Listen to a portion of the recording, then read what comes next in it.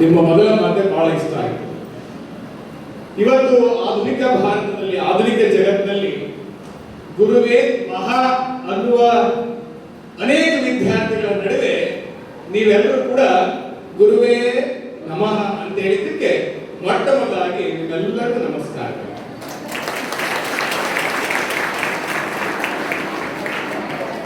ಕಮಲಾಪುರದ ಮತ್ತು ಈ ದೇಶದ ಭರವಸೆಯ ಬೆಳಕುಗಳಾದ ನನ್ನೆಲ್ಲ ವಿದ್ಯಾರ್ಥಿಗಳೇ, ನಾನು ನಿಮ್ಮ ಜೊತೆಗೆ ಒಂದು ವಿಷಯದ ಬಗ್ಗೆ ಒಂದಷ್ಟು ಚರ್ಚೆ ಮಾಡೋಣ ಅಂತ ಇಲ್ಲಿ ಬಂದಿದ್ದೇನೆ. ನಮ್ಮ ಸ್ನೇಹಿತರು ಮತ್ತು ಸಂಗೀತ ಗುರುಗಳು ಮತ್ತು ವಿಶೇಷವಾಗಿ ನಿಮ್ಮ ಕಾಲೇಜಿನ ಪ್ರಾಚಾರ್ಯರು ನಾವು ನೀವು ಸಮಾಗಮ ಆಗಲಿಕ್ಕೆ ಒಂದು ಅವಕಾಶ ಕೊಟ್ಟಿದ್ದಾರೆ. ಈ ವಿಷಯ ಕೇವಲ ತಿಳುವಳಿಕೆ ಅಥವಾ ಜ್ಞಾನದ ವಿಷಯ ಅಲ್ಲ, ಭಾರತದ ಆತ್ಮ ಸಂಸ್ಕೃತಿಯ ಬೆನ್ನೆಲುಬು, ನಾಗರಿಕತೆಯ ನೈತಿಕತೆಯ ಆಧಾರವಾದ ಗುರು ಶಿಷ್ಯ ಪರಂಪರೆ. ಆ ವಿಚಾರವಾಗಿ ಒಂದಷ್ಟು ತಿಳ್ಕೊಳ್ಳೋಣ. ಅದಕ್ಕಿಂತ ಮುಂಚೆ ನನಗೆ ಜನ್ಮ ನೀಡಿದ ನನ್ನ ತಾಯಿ, ಜೀವಿಸಲು ಅವಕಾಶ ಮಾಡಿಕೊಟ್ಟ ಭಾರತಾಂಬೆ ಮತ್ತು ಒಬ್ಬ ಸಾಮಾನ್ಯ ಪ್ರಾಣಿಯಾಗಿ ಮಾನವನಾಗಿ ಹುಟ್ಟಿ ಮನುಷ್ಯನಾಗಿ ಬದುಕಲಿಕ್ಕೆ ನನಗೆ ಜ್ಞಾನದ ಬೆಳಕನ್ನು ಕೊಟ್ಟ ನನ್ನೆಲ್ಲ ಗುರುವರಿಯರಿಗೆ ಈ ವೇದಿಕೆ ಮುಖಾಂತರ ಅವರ ಪಾದಗಳಿಗೆ ನಮಸ್ಕಾರಗಳನ್ನು ತಿಳಿಸಿದ ನಿಮ್ಮಲ್ಲಿ ನಾವಿಲ್ಲೆಲ್ಲ ಕೂತಿದೀವಲ್ಲ, ಬೆಳಗ್ಗೆ ಎದ್ದ ತಕ್ಷಣ ಎಷ್ಟು ಜನ ಮೊಬೈಲ್ ನೋಡ್ತೀರಿ? ಕೈ ಎತ್ತಿ. ಎದ್ದ ತಕ್ಷಣ ಮೊಬೈಲ್ ನೋಡ್ತೀರಿ. ಪ್ರಾಮಾಣಿಕವಾಗಿರೋ ಒಂದು ಅರ್ಧ ಗಂಟೆ ನಿಮ್ ಲೆಕ್ಚರ್ ಮಾರ್ಕ್ಸ್ ಕಟ್ ಮಾಡಲ್ಲ. ಎದ್ದ ತಕ್ಷಣ ಮೊಬೈಲ್ ನೋಡ್ತೇವೆ. ಕೈ ಎತ್ತಬೇಕು, ಮಾತಾಡಂಗಿಲ್ಲ. ನಮ್ದೇ ಮೆಜಾರಿಟಿ ಬಾಯ್ಸ್, ಅವ್ರು ಎಂತ ಇಲ್ಲ ಅಂತ ಹೇಳ್ತಾರೆ. ಆಲ್ರೈಟ್. ಆ ಪ್ರಶ್ನೆ ಎರಡನೇ ಭಾಗ, ಎಷ್ಟು ಜನ ಎದ್ದ ತಕ್ಷಣ ನಿಮ್ಮ ತಂದೆ ತಾಯಿಗಳ ಕಾಲಿಗೆ ನಮಸ್ಕಾರ ಮಾಡ್ತೀರಿ? ಪ್ರಾಮಾಣಿಕವಾಗಿರ್ಲಿ. ಓಕೆ. ಸೊ ಈ ಎರಡು ಪ್ರಶ್ನೆಗಳ ನಡುವೆ ನಿಮ್ಗೊಂದಷ್ಟು ಅರ್ಥ ಆಗೋಯ್ತು. ನಾವೀಗ ಯಾವುದಕ್ಕೆ ಮಹತ್ವ ಕೊಡಬೇಕಾಗಿತ್ತು, ಯಾವುದಕ್ಕೆ ಮಹತ್ವ ಕೊಡ್ತಾ ಇದ್ದೀವಿ, ನಮ್ಮ ಚಿತ್ರಣ ನಮಗೆ ಗೊತ್ತಾಯ್ತಲ್ವಾ? ಒಂದು 3 ಘಟನೆ ಹೇಳ್ತೀನಿ, ನೀವೇ ಯೋಚನೆ ಮಾಡೋಣ. ಕೃಷ್ಣ ಸಾಂದೀಪನಿ ಮುನಿಗಳ ಹತ್ರ ವಿದ್ಯೆ ಕಲಿತಾರೆ. 64ನೇ ದಿನದಲ್ಲಿ 64 ವಿದ್ಯೆಗಳನ್ನು ಕಲಿತ ಕೃಷ್ಣ ಬಲರಾಮರು. 64 ವಿದ್ಯೆಗಳು ನಿಮಗೆಲ್ಲ ಗೊತ್ತಿರಬೇಕು. ಮೇ ಬಿ ಫಸ್ಟ್ PUC ಪಾಠ ಇತ್ತು, ಈಗ ಗೊತ್ತಿಲ್ಲ ನಮಗೆ. 64 ದಿನಗಳಲ್ಲಿ 64 ವಿದ್ಯೆಗಳನ್ನ ಸಾಂದೀಪನಿ ಮುನಿಗಳು ಕೃಷ್ಣ ಬಲರಾಮರಿಗೆ ತಿಳಿಸಿಕೊಡ್ತಾರೆ. ಅವೆಲ್ಲ ಒಂದು ಸಂಸ್ಕಾರ ಇತ್ತು. ಗುರು ಏನು ಜ್ಞಾನವನ್ನು ನೀಡಿದ ಗುರುಗಳಿಗೆ ಕಾಣಿಕೆ ನೀಡಬೇಕಾಗಿತ್ತು. ಕೃಷ್ಣ ಕೇಳ್ತಾನೆ ಸಾಂದೀಪನಿ ಮುನಿಗಳ ಹತ್ರ, ಗುರುವರೇ, ನಾನು ನಿಮಗೆ ಏನು ಕಾಣಿಕೆ ನೀಡಲಿ ಅಂತೇಳಿ. ನನಗೆ ಈ ಜಗತ್ತಲ್ಲಿ ಯಾವುದ ಮೇಲೂ ವ್ಯಾಮೋಹ ಇಲ್ಲ ಕೃಷ್ಣ, ಆದ್ರೆ ನನಗೆ ನನ್ನ ಪುತ್ರ ಅಗಲಿದ ಸಂತಾಪ ಇದೆ. ಸಾಧ್ಯವಾದ ನನ್ನ ಮಗನನ್ನು ವಾಪಸ್ ಕರ್ಕೊಂಡು ಬರ್ತೀಯಾ ಅಂತೇಳಿ. ಏನಾಗಿರುತ್ತೆ, ಆ ಸಾಂದೀಪನಿಯ ಮುನಿಗಳ ಮಗನನ್ನ ಸಮುದ್ರದಲ್ಲಿ ಒಬ್ಬ ರಾಕ್ಷಸ ಕಿಡ್ನಾಪ್ ಮಾಡಿಬಿಟ್ಟಿರ್ತಾರೆ. ಸೊ ಕೃಷ್ಣ ತನ್ನ ಗುರುಗಳ ಮಾತಿಗೆ ಕಟ್ಟಿಬಿಟ್ಟು ದೈತ್ಯ ರಾಕ್ಷಸನ ಹತ್ರ ಹೋರಾಟ ಮಾಡಿ ಯಮನ ಹತ್ರ ಹೋಗಿ ಗುರುಗಳ ಮಗನನ್ನ ತಂದು ಗುರು ಕಾಣಿಕೆಯನ್ನಾಗಿ ನೀಡುತ್ತಾರೆ. ಅದು ಗುರು ಶಿಷ್ಯರ ಸಂಬಂಧ. ಮತ್ತೊಂದು ಉದಾಹರಣೆ, ಅರ್ಜುನ ನಿಮಗೆಲ್ಲ ಗೊತ್ತು. ಭಾರತದ ಪುರಾಣಗಳಲ್ಲಿ ಅತ್ಯಂತ ಮೇಧಾವಿ ಮತ್ತು ಬಲಶಾಲಿ ಆಗಿರುವ ಅರ್ಜುನ ದ್ರೋಣಾಚಾರ್ಯರ ಹತ್ರ ವಿದ್ಯೆ ಕಲಿತಾರೆ. ದ್ರೋಣಾಚಾರ್ಯರ ಬಗ್ಗೆ ಒಂದಷ್ಟು ಈ ಇತಿಹಾಸ ನಮಗೆಲ್ಲ ಗೊತ್ತಿರುವುದು. ಅದು ಹೆಚ್ಚು ಹೇಳ್ತಾ ಹೋದ್ರೆ ಮತ್ತೆ ಮಹಾಭಾರತ ಕಥೆ ತಗೋಬೇಕಾಗ್ತದೆ. ದ್ರೋಣಾಚಾರ್ಯರ ಬಾಲ್ಯದಲ್ಲಿ ಮತ್ತು ಕಲಿಕಾವಸ್ಥೆಯಲ್ಲಿ ದ್ರುಪದನ ಜೊತೆ ಸ್ನೇಹ ಆಗಿರ್ತದೆ. ಬಡ ಬ್ರಾಹ್ಮಣ ಆಗಿರೋದ್ರಿಂದ, ಬಡತನ ಇರೋದ್ರಿಂದ ಅವನು ದ್ರುಪದನ ಹತ್ರ ಹೋಗಿ ನನಗೊಂದಿಷ್ಟು ಧನ ಸಹಾಯ ಮಾಡೋದಂದಾಗ ದ್ರುಪದ ಅವಮಾನ ಮಾಡಿ ಕಳಿಸ್ತಾನೆ. ಅವಾಗೊಂದು ಶಬ್ದ ಮಾಡಿರ್ತಾರೆ, ನಿನಗೆ ನನ್ನ ಶಿಷ್ಯನಿಂದ ಅಧಪತನ ಮಾಡಿಸ್ತೇನೆ ಅಂತೇಳಿ ಮಾತು ಕೊಟ್ಟು ಬಂದಿರ್ತಾರೆ. ಸೊ ದ್ರುಪದ ರಾಜನನ್ನ ನೀನು ಸೋಲಿಸಿ ನನ್ನ ಎಡಗಾಲ ಉಂಗುಷ್ಟಕ್ಕೆ ತಗಲಿಸ್ಬೇಕು 16ರ ಹರೆಯದ ಅರ್ಜುನ ದೃಪದ ರಾಜ ಮಹಾಸಾಮ್ರಾಟ ದೃಪದ ವಿರುದ್ಧ ಹೋರಾಡಿ ಅವನನ್ನ ಎಡೆಗುರಿ ಕಟ್ಕೊಂಡು ಬಂದು ಗುರುವಿಗೆ ಕಾಣಿಕೆಯನ್ನ ನೀಡುತ್ತಾರೆ. ಇನ್ನೊಂದು ಘಟನೆ ಏಕಲವ್ಯನಿಗೆ ಎಲ್ಲರಿಗೂ ಗೊತ್ತಿರಬೇಕು. ನಮ್ಮಲ್ಲಿ ಒಂದು ಮಾತಿದೆ, ವರ್ಣ ಮಾತ್ರ ಕಲಿಸಿದಾತಂ ಗುರು, ಒಂದಕ್ಷರ ಕಲಿಸಿದಾತನೇ ಗುರು ಅನ್ನುವ ನಮ್ಮ ಪರಂಪರೆ. ಆದ್ರೆ ಏಕಲವ್ಯನಿಗೆ ದ್ರೋಣಾಚಾರ್ಯರು ಒಂದಕ್ಷರನೂ ಕಲಿಸಿರೋದಿಲ್ಲ. ಒಂದಕ್ಷರ ಕಲಿಸಿದ ಗುರುವಿಗೆ ಏಕಲವ್ಯ ಏನ್ ಕಾಣಿಕೆ ನೀಡ್ತಾನೆ? ಬರೀ ಹೆಬ್ಬೆರಳಲ್ಲ, ಹೆಬ್ಬೆರಳು ಅಂದ್ರೆ ಜೀವನ. ನಿಮ್ಮ ಹೆಬ್ಬೆರಳನ್ನ ಕೊಡ್ಲಿಕ್ಕೆ ಒಂದು ಹೆಬ್ಬೆರಳು ಹೋಯ್ತಂದ್ರೆ ನಮ್ಮ ಎಲ್ಲ ಕೌಶಲ್ಯಗಳು ಹಾಳಾಗೋಯ್ತು. ಕೇವಲ ಆಶೀರ್ವಾದ ಮಾಡಿದ ಕಾರಣಕ್ಕೆ ಏಕಲವ್ಯ ತನ್ನ ಗುರುವಿಗೆ ಹೆಬ್ಬೆರಳು ಮತ್ತು ಜೀವನವನ್ನು ಅರ್ಪಿಸ್ತಾರೆ. ಸೊ ಈ ಮೂರು ಕಥೆಗಳನ್ನು ಕೇಳಿದಾಗ ನಿಮಗೆ ಒಂದಷ್ಟು ಚಿಂತನೆ ಕಾಡ್ತಿರ್ಬೋದು. ಗುರುಗಳಿಗೆ ಶಿಷ್ಯರು ಇಷ್ಟೊಂದು ಗೌರವ ಕೊಡ್ತಾ ಇದ್ರ? ಇನ್ನೊಂದು ಮೂರು ಘಟನೆ ನೋಡೋಣ. 2023ರಲ್ಲಿ ತುಮಕೂರಿನ ರಂಗೇನಹಳ್ಳಿಯಲ್ಲಿ ಒಂದು ಕಾಲೇಜ್, ನಿಮ್ ಕಾಲೇಜ್ ತರ, ಆ ಕಾಲೇಜಲ್ಲಿ ಕೆಲವು ಹುಡುಗರು, ನಿಮ್ಗೆಲ್ಲ ಕಾಲೇಜಲ್ಲಿ ಮೊಬೈಲ್ ಇಲ್ಲ, ಇರಲಿಲ್ಲ, ಅವಕಾಶ ಇಲ್ಲಲ್ಲ, ಆದ್ರೂ ಕೆಲವು ತಂದಿರ್ತೀರಿ. ಆ ಲೆಕ್ಚರ್ ಹೇಳ್ತಾರೆ, ಮಧುಸೂದನ್ ಲೆಕ್ಚರ್ ಹೇಳ್ತಾರೆ, ಇವತ್ತು ಯಾರು ಮೊಬೈಲ್ ತಂದಿರೋ ಇವತ್ತು ನಾನು ಸೀಸ್ ಮಾಡ್ತೀನಿ, ನಿಮ್ ತಂದೆ ತಾಯಿಗೆ ಫೋನ್ ಮಾಡ್ತೀನಿ ಅಂತೇಳಿ ಫೋನ್ ಕಸ್ಕೊಂಡು 4 ಜನ ಫೋನ್ ಮಾಡಿ ಕರೆಸ್ತಾರೆ. ಅವತ್ತು ಸಂಜೆ ಏನಾಗ್ತದೆ, ಲೆಕ್ಚರರ್ ಮನೆಗೆ ಹೋಗ್ಬೇಕಾದ್ರೆ ರಸ್ತೆ ತಡೆದು ವಿದ್ಯಾರ್ಥಿಗಳು 6-7 ವಿದ್ಯಾರ್ಥಿಗಳು ಅವರನ್ನ ಚೆನ್ನಾಗಿ ಕಳಿಸ್ತಾರೆ. ಇದು ಒಂದು ಉದಾಹರಣೆ. ಎರಡನೇ ಉದಾಹರಣೆ, ಆಕಾಶ್ ಇನ್ಸ್ಟಿಟ್ಯೂಟ್ ಬೆಂಗಳೂರಿನ ಅತ್ಯಂತ ದೊಡ್ಡ ವಿದ್ಯಾಸಂಸ್ಥೆ. ಆ ವಿದ್ಯಾಸಂಸ್ಥೆಯಲ್ಲಿ ಸೀನಿಯರ್ ವಿದ್ಯಾರ್ಥಿಗಳು ಜೂನಿಯರ್ ವಿದ್ಯಾರ್ಥಿಗಳನ್ನ ರ್ಯಾಗಿಂಗ್ ಮಾಡ್ತಾ ಇರ್ತಾರೆ. ಆಗ ಆ ಕಾಲೇಜಿನ ಕ್ಯಾಂಟೀನ್ ಹತ್ರ ಒಬ್ಬ ಲೆಕ್ಚರ್ ಬಂದು, ಹೇಗೆ ಮಾಡಿದ್ರೆ ನಾವು ಸರಿ ಬರೋದಿಲ್ಲ, ಶಾಲೆಯಲ್ಲಿ ಕಾಲೇಜಲ್ಲಿ ಶಿಸ್ತು ಕಾಪಾಡಬೇಕು ಅಂತ ಹೇಳಿ ಸೀನಿಯರ್ ವಿದ್ಯಾರ್ಥಿಗಳನ್ನ ಗದರಿಸ್ತಾರೆ. ಅವತ್ತು ಸಂಜೆ 5:15 ಸಮಯದಲ್ಲಿ ಬೆಂಗಳೂರಿನ ಒಂದು ಪ್ರಖ್ಯಾತ ಬೀದಿಯಲ್ಲಿ 23 ವಿದ್ಯಾರ್ಥಿಗಳು ಆ ಲೆಕ್ಚರರ್ನ ಕಬ್ಬಿಣದ ರಾಡು ಇಟ್ಟಿಗೆ ತಗೊಂಡು ಹೊಡೆದಾಕಿ 23 ಜನದಲ್ಲಿ ಕೇಸ್ ಆಗ್ತದೆ. ಇನ್ನೂ ಅಂಥದ್ದು ಉದಾಹರಣೆ ನೋಡೋದಾದ್ರೆ, ಇವತ್ತು 4-5 ದಿನ ಕೆಳಗಡೆ ನಾನು ಹೊಸಪೇಟೆಯಿಂದ ಕೂಡ್ಲಿಕ್ಕೆ ಹೋಗ್ತಾ ಇದ್ದೆ. ನನ್ನ ಪಕ್ಕ ನನ್ನ ಹಿಂದಿನ ಸೀಟ್ನಲ್ಲಿ ಕೆಲವು ವಿದ್ಯಾರ್ಥಿಗಳು ಕೂತು ಗುಸು ಗುಸು ಅಂತ ಮಾತಾಡ್ತಾ ನಗ್ತಾ ಇದ್ರು. ನಾನು ಗಮನಿಸಿದೆ, ಯಾಕೋ ಅಂತ ಜೋಕಿದ್ರೆ ನನ್ನ ಜೊತೆಗೆ ಹಂಚಿಕೊಡೋ ನಾನು ನಗ್ತೀನಿ ಅಂತ ಹೇಳಿ.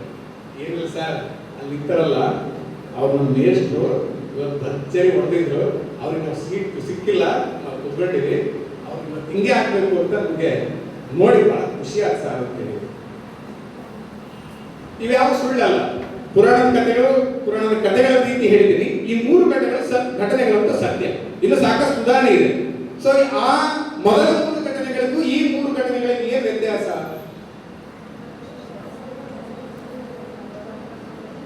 ವ್ಯತ್ಯಾಸ ಇದೆಯಲ್ವಾ? ಸೊ ನಾವು ನೀವು ಯಾವ ಕೆಟಗರಿಗೆ ಸೇರ್ಬೇಕು? ಕೃಷ್ಣ ಅರ್ಜುನ ಏಕಲವ್ಯರಾಗಬೇಕು ಅಥವಾ ಲೆಕ್ಚರ್ ಹತ್ರ ಕಂಪ್ಲೇಂಟ್ ಮಾಡಿ ಜೈಲಿಗೆ ಹೋದ ಮಕ್ಕಳು ಆಗ್ಬೇಕು? ಆಗ್ತಿರಲ್ಲ? ಈ ಮಾತು ಕೇಳ್ಬಿಟ್ರೆ ನಾನು ಭಾಷಣ ಮುಗಿಸ್ಬಿಡ್ಬೋದು, ನೀವು ಭರವಸೆ ಕೊಟ್ರೆ. ನಾನು ಖಂಡಿತ ಕೃಷ್ಣ ಅರ್ಜುನ ಏಕಲವ್ಯರಂತ ಶಿಷ್ಯಾಗಿ ಭಾರತಕ್ಕೆ ಭವ್ಯ ಭವಿಷ್ಯವನ್ನು ತಂದುಕೊಡ್ತೇನೆ ಅನ್ನುವ ಭರವಸೆಯನ್ನು ನೀವು ನೀಡಿದ್ರೆ ಇವತ್ತಿನ ಕಾರ್ಯಕ್ರಮ ಖಂಡಿತವಾಗ್ಲೂ ಸಾರ್ಥಕ ಸಾರ್ಥಕ ಸಾರ್ಥಕ.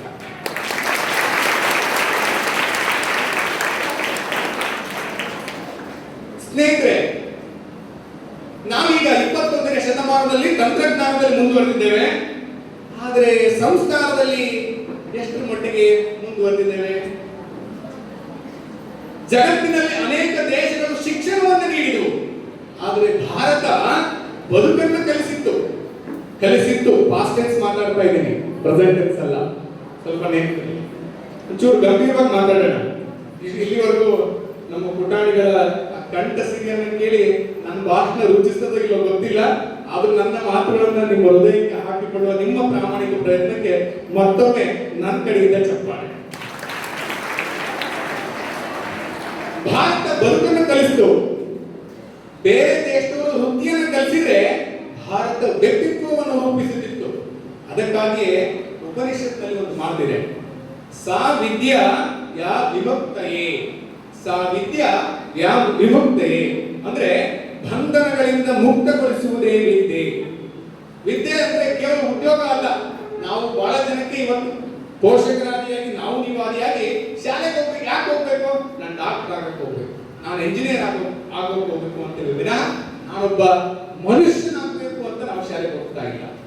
ಶಾಲೆಗಳು ಶಿಕ್ಷಣ ಉದ್ಯೋಗವನ್ನು ನೀಡುವ ಕಾರ್ಖಾನೆಗಳಲ್ಲ, ವ್ಯಕ್ತಿತ್ವವನ್ನು ರೂಪಿಸುವ ಕಾರ್ಯಾಗಾರಗಳಾಗಬೇಕು ಅಂತಕ್ಕಂಥದ್ದು ನಮ್ಮ ಹಳೆಯ ಚಿಂತನೆ.